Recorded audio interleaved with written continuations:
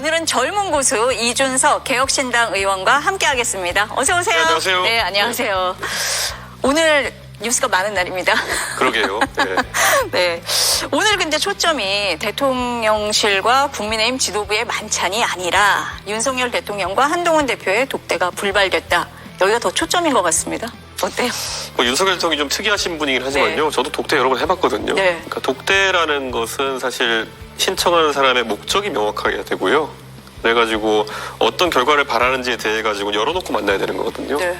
지금은 보면은 만남 무슨 소리 할지 뻔하고 약간 그리고 만남의 결과를 통해 가지고 어떤 정치적 목적을 갖고 있는지가 뻔하잖아요. 그렇기 때문에 대통령 입장에서도 요 고향 것 이런 느낌이 들 정도의 분위기가 아니었을까 이런 생각이고 저 대통령이 독대한 거 밖에 얘기 안 했잖아요 지금까지. 그럼 그때는 어떻게 하셨어요? 독대할 때? 할 일 있으면 그 정무수석한테 조용히 전화해가지고 뭐 이러한 사안 때문에 이거 상의 드리려고 좀 만나 뵈려고 합니다 그러면은 뭐 이게 뭐 007 이런 건 아니지만은 몇 시까지 주차장으로 알아 뭐 이렇게 되기도 하고 네. 만약 장소가 저희가 진짜 보안을 요구하는 상황이라면은 근데 이번엔 좀 이례적으로 어떻게 만찬하는데 앞에 껴가지고 만나자 이러니까 애초에 공개적일 수밖에 없는 거죠.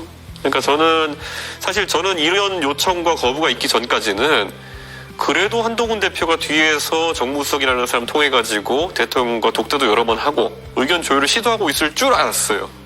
근데 독대 자체가 무슨 빅이벤트가 돼버렸더라고요. 네. 그러게 말입니다. 네. 그러면은 대통령이 독대를 거부를 한 건 지금 의원님 말씀을 들어보면은 듣기 싫은 얘기를 할 것 같아서 미리 선을 그었다 이렇게 봐야 돼요? 논의를 하러 오겠다기보다는 나와가지고 자기 할 말하고 나 독대해서 이렇게 얘기했는데 대통령이 안 들어줬다고 이렇게 뻔한 거죠. 네. 예, 제가 봐도 그런데 네. 대통령이 봤을 때 얼마나 그런 느낌이 들겠습니까? 예. 그럼 일각에서 그 윤 대통령이 귀국하기 전에 언론에 이게 먼저 발표가 된 거 이것 때문에 독대를 안 했다라는 시각에 대해서는 어떻게 보세요? 그래서 말씀드리는 게 뭐냐면 독대를 하는 것은 말고 웬만한 건 전부 다 공개적으로 해도 돼요. 그냥 독대라는 것은 긴장감을 높이고 그 안에서 대통령을 설득해가지고 어떤 깜짝 결과물 발표하고 뭐 이런 것을 정치적으로 노리는 것일 텐데 애초에 하는 것 자체가 먼저 나가버리면은 이게 독대의 의미보다는 외부 여론전이 더 강해지죠. 네. 그래서 저는 한동훈 대표가 뭘 노리는지는 알겠는데 예. 제가 항상 얘기하잖아요. 고양이 목에 방울 달기라고 하는 것 우리가 항상 윤석열 정부의 어떤 변화를 위해서 얘기하는데 그럼 고양이도 모르게 뒤에 가서 탁 한 번에 달아야 되는 거지. 지금 보면은 고양이 앞에서 구슬하고 있어요. 방울 들고. 야, 너 달아줄 거야. 국민 여러분 달겠습니다. 뭐 달려고 했는데 얘가 도망갔어요. 뭐 이거 하고 있는 거거든요. 이게 실제 달겠다는 의지가 있는 것인지 아니면 고양이 바보 만들겠다는 건지 이거는 고양이도 알 겁니다. 예. 그래서인가요? 대통령실에서는 한동훈 대표가 언론 플레이하고 있다, 자기 정치한다 이렇게 얘기하잖아요. 같은 맥락이세요? 근데 이거 제가 양비론 싫어하지만요. 대통령실이 지금 잘한 게 뭐가 있다고 그런 걸 평가합니까 지금? 어쨌든 의정 갈등이 있어가지고 어떤 돌파구를 마련해야 되는 건 사실이고 그렇다면은 저는 이게 독대라는 것이 한동훈 대표가 요청한 형식이 아니더라도 대통령이 어쨌든 국가 지도의 최고 책임자면은 오히려 대통령이 한동훈 대표를 불러다가 같이 얘기하자라고 할 수도 있었던 거예요 지금까지. 그래서 서로 제가 자강두천이라고 얘기했었는데 자강두바라고 이제 변형해서 얘기했는데 자존심 강한 그 지도자들의 지금 그냥 기싸움이 벌어지고 있다. 예. 근데 한동훈 대표가 전당대회 때부터 계속 얘기를 했어요. 중재자 역할 이런 얘기를 했어요. 근데 지금 소통이 안 되잖아요. 대통령하고 독대도 불발이 되고 있잖아요. 그럼 본인이 그동안 해왔던 얘기는 어떻게 되는 것이며 당내에서 입지는 어떻게 되는 겁니까? 제가 갑자기 그 평산에 계신 문재인 대통령님 소환해 죄송하지만요. 예전에 북미 대화가 진행될 때도 뭐 운전자론이 중재자론이 그냥 대한민국의 대통령께서는 하고 싶은 역할이 있으셨어요. 그런데 그 당시 트럼프와 김정은 입장에서는 당신이 왜? 그러니까 이 중재자라는 거는 역할이 부여될 만한 그런 권위가 있어야 되는 것인데 지금 한동훈 대표가 그 위치로 가기에는 이게 이상하잖아요. 왜냐하면 한동훈 대표의 지금 가진 정치적 자산의 대부분은 윤석열 대통령이 준 것입니다. 그래서 대한민국의 국민 대다수는 한동훈 대표와 윤석열 대통령을 과거엔 주종관계로 봤던 적도 있고 지금은 어쨌든 뭐라고 해야 될까요? 현재 권력과 밀어주려고 했던 차기 권력 정도로 보고 있는 상황 속에서 이런 거로 차별화하는 게 말이 안 되는 거죠. 자, 제가 그냥 한번 사고 실험으로 예상해봤을 때 만약 윤석열 대통령 지금 지지율 잘 나가고 있었잖아요. 한동훈 대표가 의정 활동 신경 썼을까요? 아니죠. 지금은 윤석열 대통령과의 차별화를 하지 않으면 본인이 정치적으로 성장하기 어렵다는 생각 때문에 의정 갈등에 좀 숟가락 얹으려고 하는 것이지, 만약 윤석열 대통령의 의정 갈등, 이런 의료 개혁이라고 하는 것이 많은 지지를 받고 있었으면요, 네. 앞장서가지고 지지했을 수도 있어요. 근데 자 보세요. 예전에 박근혜 대통령과 이명박 대통령의 차별화라는 건요, 그에 비하면 좀 달랐던 게 뭐냐면요, 박근혜 대통령이 행정수도 이전에 대해 가지고 진심이었던 건 조금 더 개연성이 있었어요. 왜냐? 그 선대 아버지부터 박정희 대통령 때부터의 그런 행정수도 이전에 대한 그런 일관된 메시지가 그 박씨 가문에서 있어 왔거든요. 네. 그러다 보니까 이건 어느 정도 그래도 제대로 진정성 있게 하는 거구나. 근데 한동훈 대표가 최근에 여론이 안 좋아하기 전까지 의료 문제에 관심 가진 적이 있었을까요? 그러니까 그런 것이 좀 차이가 느껴지는 거다. 또는 윤석열 대통령에게 아까 말했던 것처럼 아까 박근혜 대통령은 자기 편이 공천학살당하는 상황 겪었잖아요. 그래서 국민도 속고 나도 속았다. 그렇게 해가지고 친박연대도 생기고 이렇게 했던 건데, 한동훈 대표가 지금 가진 권력이라는 건 대부분 윤석열 대통령이 내려준 것의 파생 권력입니다. 그래서 그 대립점이 안 세워지니까 더 열심히 해보려고 하는 거겠죠. 이제 이런 식으로. 예. 아니 그러니까 차별화 시도를 계속 하고는 있는데 성과가 없다 이런 평이잖아요. 제가 매번 네. 비유하지만은 네. 제가 그 정의당 분들, 제 친한 분들 만나가 식사하면요, 저한테 식사 시간에 거의 한 반 이상을 투자해서 저한테 설명하는 게 우리가 왜 정의당과 진보당이 다르냐, 뭐 NL과 PD가 왜 다르냐부터 시작해서 다 얘기하거든요. 네. 근데 듣고 나면 전 그냥 제가 보수적인 사람으로서 대충 알겠는데 초록은 동생인 것 같다, 뭐 이런 결론이거든요. 대통령과 한동훈 대표도 똑같다 이런 뜻입니까? 그냥 검사 1, 2죠. 대부분 국민한테는. 예, 검사 1, 2가 무슨 이유로 싸웠는지는 모르겠지만은 그렇게 달라 보이진 않는다. 예, 그런 정도의 차이죠. 그게 국민들이 보기에는 큰 의미가 없는 걸로 보인다 이렇게 들립니다. 앞으로도 열심히 차별화 하실 겁니다. 근데 제가 봤을 때는 검사 대통령을 이번에 대한민국이 만들었을 때 그것의 의미를 대통령이 구분하지 못하면요, 우리가 검사 대통령 만들어 실패했는데 검사 2로 해볼까라는 여론이 국민들에게 생긴다? 쉽지 않습니다. 그거는. 예. 차별화에 대해서는 별로 의미를 두지 않으신다. 근데 의정 갈등 해법에 있어서는 지금 어쨌든 두 사람이 다른 얘기를 하고 있습니다. 그래서 독대가 이루어지지 않은 거다. 윤석열 대통령은 계속 의료 개혁을 강조를 하고 있는데 한동훈 대표는 다른 얘기를 하고 있어요. 그래서 개혁 동력을 떨어뜨린다 이렇게 보거든요. 어떻습니까? 저는 지금 윤석열 대통령의 방향 자체가 잘못되었기 때문에 다른 대안을 모색한다는 취지에서는 한동훈 대표가 하는 행동들이 옳다고 생각합니다. 그런데 과연 현실적인 대안을 마련하려고 하느냐, 또는 그러면 그 주체가 될 수 있는 의료계와는 진정성 있게 소통하느냐. 지금 뭐 의협이랑 소통하고 이런 거 가끔 나오지만은 정작 이 사태 중심인 전공의들과의 소통에 있어가지고는 상당한 지금 문제점들 노출하고 있어요. 예를 들어 뭐 박단 전공협의회장 같은 경우에는 아니 우리 갖고 언플하지 말라는 취지로 그렇게 계속 얘기하고, 그러다 보니까 한동훈 대표도 난감할 거다. 왜냐? 전공의들 입장에서 보세요. 한동훈 대표가 언제부터 이 문제에 관심 가져가지고 했다고 나타나가지고 애매한 중재안 내고 한데 따라가줄 이유가 있겠습니까? 정치적 목적일 텐데.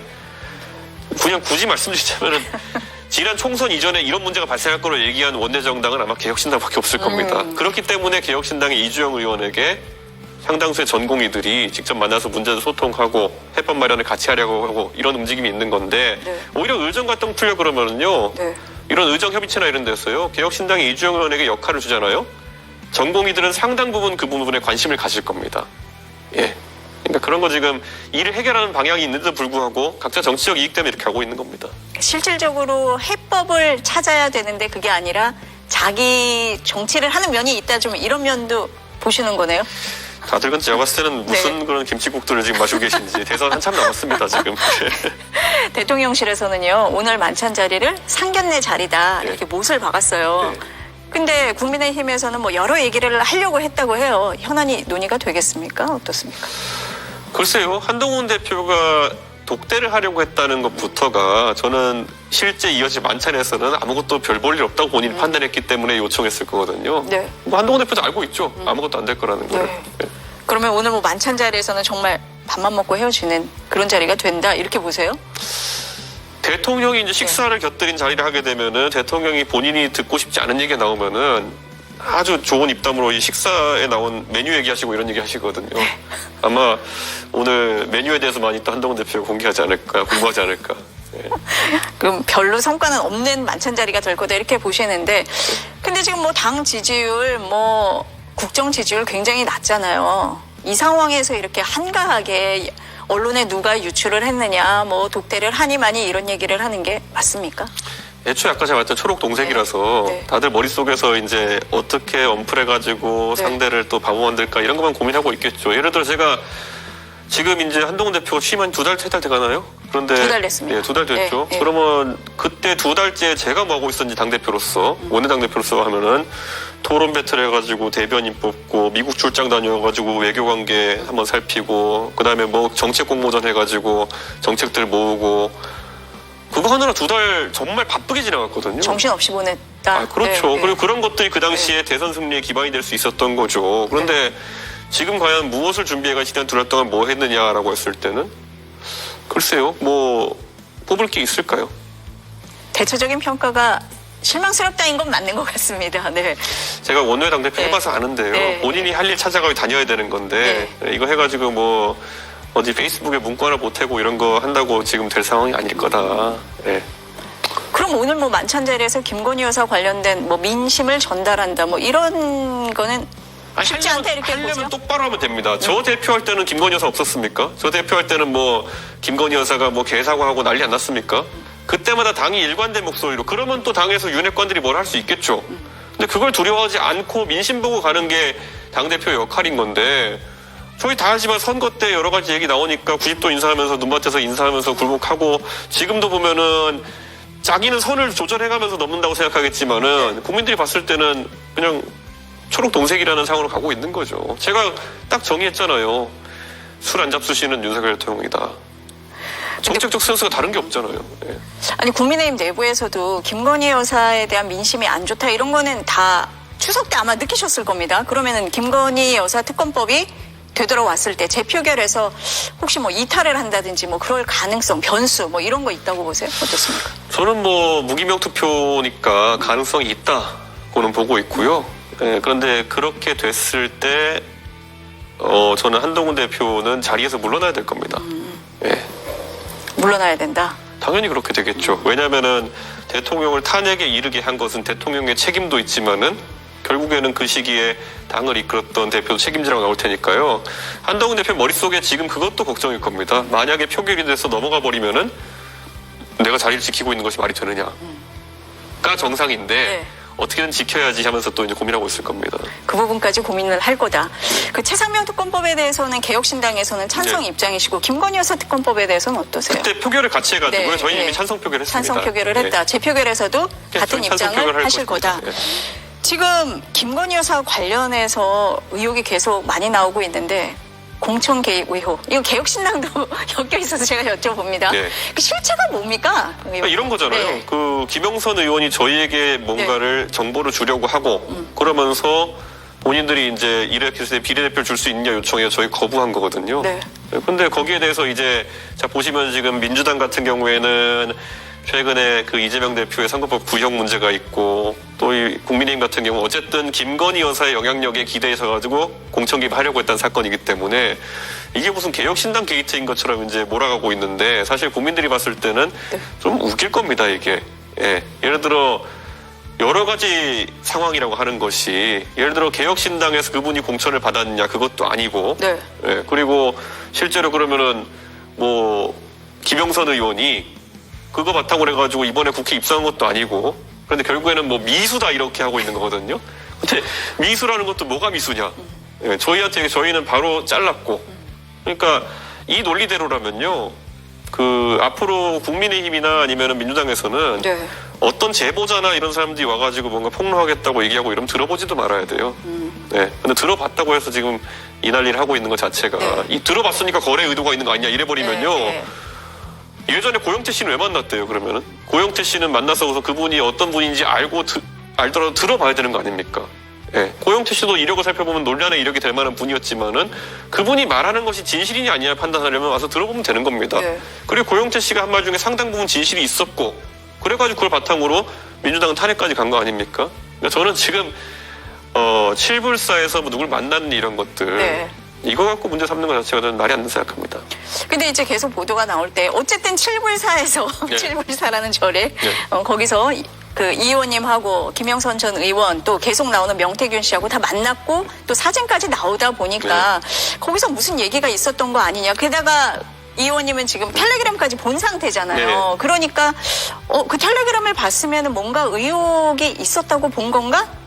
이렇게 의심을 하고 있는 거잖아요. 그러니까 거기에 이제 제가 왜 새벽 4시에 갔냐 이런 소리를 하는데요. 네. 그게 한 4시간 거리예요, 서울에서. 그래서 제가 저녁 약속하고 한 9시쯤 출발해가지고 새벽 1시에 도착해가지고 네. 한 3시간 있다가 4시에 나온 겁니다.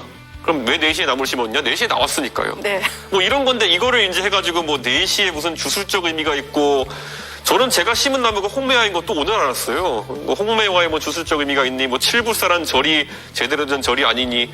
거기 조계종 쌍계사 밑에 말쌉니다. 그러니까 조계종 주지스님이 보는 앞에서 네. 거기에 조계종의 땅에다가 제가 주술적 의미로 뭔가 심었다고 하는 주장 자체가 조계종에 대한 모욕입니다. 그거는. 제가 주지스님 허락 없이 아무거나 심고 나올 수 있겠어요, 거기다가. 보도에 따르면은 김영선 전 의원하고 이 의원님하고 단둘만 남아서 예. 얘기를 했다 이렇게 돼 있는데 예. 그거는 맞습니까? 그 4명이 얘기하다가요. 네. 2명이 자리를 비워줄 테니 둘이 얘기해봐라 그래가지고 제가 얘기했는데 그때 김영선 의원이 별다른 얘기 안 하셨어요. 그래서 그 나머지 2분이 들어오신 다음에 다 얘기했습니까? 그러죠. 아니 별 얘기 안 하셨는데요. 그랬더니만 오히려 퇴근하면서 그런 다른 얘기들을 막 했던 건데 네. 그러니까 저는 이렇게 냉정하게 말하는 게 뭐냐면은 제가 처음부터 네. 완결성이 떨어진다는 말을 했던 거는 네. 이것이 공천 개입이 맞다 아니다의 문제가 아니라 그때 보여준 자료가 굉장히 부실하다는 겁니다. 굉장히 조금이었다. 앞뒤가 다 생략된 굉장히 그러니까 짧은 텔레그램이었습니다. 그렇죠. 이렇게 말씀드릴 수 네. 있는 거죠. 실제 이만큼의 본체가 있다고 한다면은 이거 한 장 보고 앞에 있는 걸 유추할 수가 없는 겁니다. 그냥 단순히 말씀드려가지고 네. 그 만약에 어떤 대화가 있었고 그쪽이 주장하는 것처럼 그럼 그 대화가 처음에 김건희 여사가 먼저 말을 걸었느냐 아니면은 이쪽에서 김건희 여사에게 요청해서 시작된 대화냐만 해도 굉장히 큰 차이입니다. 그렇죠. 근데 그런 걸 저희가 판단할 수 있는 자료가 없었고 저희가 물었을 때 답 안 하니까 저희는 그럼 이거는 확신할 수도 없고 신뢰할 수가 없다. 그래서 그냥 나온 겁니다. 그냥. 그러면은 그 텔레그램이 누구와 누가 주고받은 텔레그램인지 그 당시에 확인을 못 하신 건가요? 그러니까 저희는 대화의 맥락에서 당연히 저희는 김영선 의원이 김건희 여사와 주고받은 것일 거라 생각했고요. 네. 왜냐하면은 텔레그램이라는 메신저를 보면요. 그 받은 사람 이름이 안 나옵니다. 그렇죠. 예, 거기 위에 누구와의 대화망인지만 나오거든요. 그렇죠. 그렇기 때문에 저희는 그것만 보고 거기 김건희 여사가 있는 걸 알겠는데 이 화자가 누군지는 솔직히 김영선 의원인지 김현석 의원 측 관계자인지는 저희가 판단할 필요도 없고 판단하기도 힘들었죠. 그 당시에서는. 그러니까 뉴스토마토를 고소하면서 명태균 씨가 이 텔레그램은 그 김건희 여사와 내가 주고받은 거다 이렇게 얘기를 했어요. 그럼 명태균 씨가 김건희 여사하고 텔레그램을 주고받을 정도로 그렇게 영향력 있는 인물이다 그렇게 판단을 하셨습니까? 어떻습니까? 김건희 여사가 네. 텔레그램을 주고받는 인물들이 모두 영향력이 있다고 전 보진 않습니다. 하지만 김건희 여사와 텔레그램 메시지를 주고받은 건 사실입니다. 네, 그렇기 때문에 저는 김건희 여사가 평소에도 제가 대표할 때도 너무 다양한 분들과 소통한다는 지적을 제가 내부적으로 계속 했었거든요. 그렇기 때문에 그거는 뭐 사실에 가까울 거라 봅니다. 그러면 명태균 씨의 말을 어느 정도 믿을 수 있다 아니다 어떻게 판단을 하세요? 저는 명태균 사장을 원래부터 알고 있었지만은 사실관계에 맞는 말들을 많이 하는 편이고 네, 그래서 제가 이번에 여기에 있어가지고 제가 더 보여달라고 해도 보여줄 게 없고 네. 그러니까 더 약간 이상했던 그런 상황도 있었고요. 근데 뭐 제가 봤을 때는 이 의혹이라고 하는 것이 사실상 대통령의 영부인의 공천 개입이라는 것에 대한 것인데 애초에 이것을 말한 화자가 컷오프가 예정된 사람이라는 것은 제가 아니라도 누구라도 가서 걸러들을 만한 내용이었을 것이다 라고 보시면 됩니다. 저도 당대표를 본 사람인데 가면은 선거 때 보면 무수하게 억울한 사람 많습니다. 예, 본인 입장에서는 굉장히 억울한 사람 많고 네. 거기서 억울한 호소한 사람 많은데 그거를 잘 걸러듣고 하는 게 당대표 역량입니다. 네. 아까 김건희 여사가 외부 인사들하고 수시로 이렇게 좀 연락을 하는 거에 대해서 지적을 하셨다라고 했는데 지금 보면 그런 게 많이 드러나고 있고 공개 행보에 대해서 비판도 많거든요. 어떻게 보세요? 그거 제가 네. 당대표 할 때 계속 비판했던 사람입니다. 그랬더니 그거 비판했더니 그거를 사람들이 네 글자로 줄여서 내부 총질이라고 하는 겁니다. 네, 그렇기 때문에 지금 국민의힘에서 갑자기 무슨 뭐 여사가 어떻게 되는지 하는 사람들 그 사람들 이름 쳐가지고 과거에 이준석이랑 같이 넣어보면요. 이준석은 내부 총질하라 마라 이러면서 먹고 살았던 사람들이에요. 네. 그러니까 저는 뭐 종편 평론가 시사평론가도 그렇고요. 염치가 있는 사람이 별로 없습니다 요즘. 예. 이준석이 내부 총질 그런 거 말고 뭐 했나요? 어쨌든 뭐 개혁신당의 그 비례대표 거래설에 대해서는 그거는 아니다 이렇게 말씀을 하시는 것 같습니다. 그러니까 애초에 이게 유카운 측에서 뭐가 어떻게 거래되는지조차 네. 없는 상황 속에서 네. 양당의 그냥 정치적 그냥 상황 속에서 계속 개혁신당이 무슨 뭐 게이트냐 하는 거지. 네. 지금 보시면 내용이 없잖아요. 네, 아유 오늘 너무 많은 얘기가 네. 있어서 오늘 얘기는 여기까지 들어야 될 것 같습니다. 네. 감사합니다.